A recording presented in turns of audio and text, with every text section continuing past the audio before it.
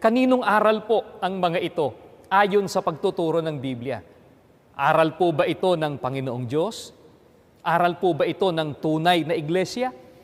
Bakit po sinabi namin na hindi lamang ang mismong Kwaresma ang labag sa aral ng Panginoong Diyos, kundi pati na po ang mga ipinatutupad ng Iglesia Katolika Romana tuwing panahon ng Kwaresma. Pakinggan po ninyo, babasahin po namin ang pahayag ni Apostol Pablo. Ganito po ang kanyang sinasabi. Dito po sa unang Timoteo, ganito ang kanyang sinasabi.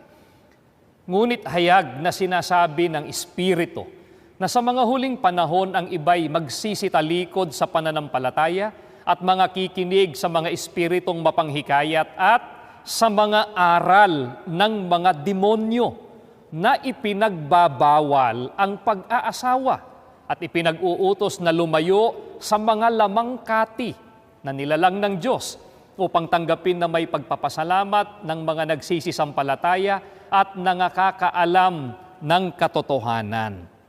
Mga giliw po naming mga taga-subaybay, mga kaibigan po namin, hindi po aral ng Panginoong Diyos, manapay aral po ng demonyo. Ang mga aral ng Iglesia Katolika na nagbabawal sa pag-aasawa at pagkain ng lamangkati o karne tuwing Kwaresma po nila.